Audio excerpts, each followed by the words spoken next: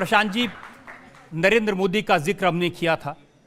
नरेंद्र मोदी का कैरेक्टर जो लोग जानते हैं वो आसानी से किसी को अपने पास नहीं फटकने देते, और वो मुख्यमंत्री थे, आप गुजरात आए और आप उनके घर में जाके रहने लगे।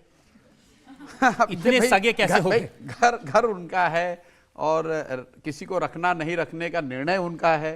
उन्होंने उस समय भरोसा किया, साथ में रखा, काम करने का साथ में अवसर दिया, और मैंने अपनी पूरी ईमानदारी से, क्षमता से जो मैं कर सकता था उनके लिए करने का प्रयास किया। क्या किया आपने उनके लिए?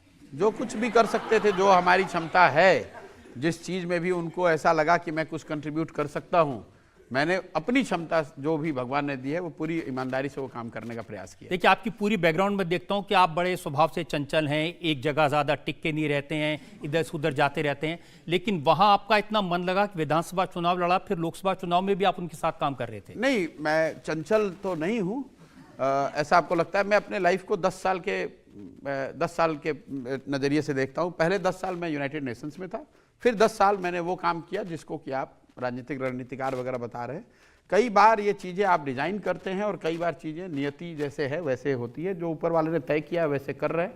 हम लोग तो निमित्त मात्र हैं। अब कोई, मैं जब यहाँ आया था तो ये तय करके तो आया नहीं था कि मैं मोदी जी के साथ काम करूँगा, फिर कहीं चला जाऊँगा, फिर नीतीश जी के साथ चला जाऊँगा।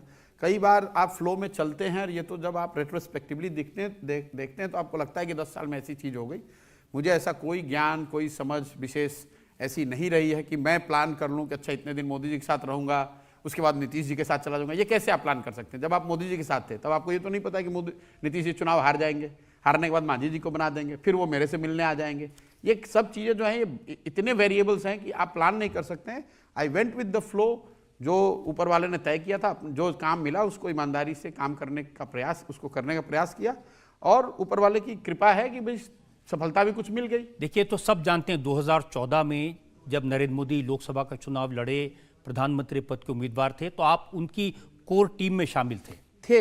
लेकिन उसके बाद का जो आगे का सफर है, वो मेरी और उनके बीच की जो बात थी, वो किसी वजह से मान लो आगे की नहीं बनी, तो मेरी उनसे कोई एक्रिमनी नहीं रही। जिस दिन ये नतीजा आया 16 मई 2014 को, जब चुनाव जीते, तो कहाँ थे आप? गुजरात में थे। गुजरात में थे, मोदी जी के साथ थे। हाँ, ये बताइए ना दूसरी वाली बात। नहीं, आप भाई रजत जी, आप तो जानते हो मैं उससे पहले से भी उनके साथ रहा हूं, और मैं फिर वही कह रहा हूं। उसके आप दोनों ने इकट्ठे बैठकर के चुनाव के नतीजे देखे थे? नहीं, इकट्ठे बैठकर नहीं देखा था, लेकिन वहां थे, साथ में थे। जब चुनाव के नतीजे इकट्ठे बैठ के तो मैं किसी के साथ चुनाव रिजल्ट नहीं देखता हूं। चुनाव रिजल्ट तो मैं बिल्कुल अकेले ही बैठ के देखता हूं। मैं ममता जी के साथ भी बैठ के चुनाव नहीं मैंने देखा, नीतीश जी के साथ भी, उनके साथ घर में भी हैं तो भी अलग अलग ही देखते हैं।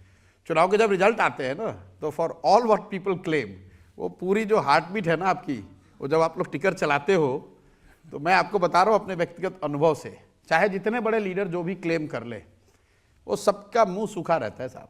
एक बार जब वो नंबर बदलता है ना, 2 सीट किसका बढ़ा किसका घटा, तो every time the heart comes to the mouth, no matter how convinced you are, what you are claiming, it's a very big thing, lot at stake. तो कोई साथ में बैठ के मैं तो नहीं देखता हूँ, मैं तो अकेले ही देखता हूँ। लेकिन उस समय आपको अंदाजा था कि नरेंद्र मोदी की इतनी भारी जीत होगी? जी, हम लोग के जो इंटरनल सर्वे थे, मैं ये नहीं कह सकता हूँ भारी जीत, लेकिन जो फाइनल नंबर्स दिए गए थे इंटरनल टीम्स में, वो 240 से 262 का रेंज दिया गया था। I think we came little better than that, लेकिन ये इंटरनल रिपोर्ट राज्यवार 240 से 262 का दिया गया था।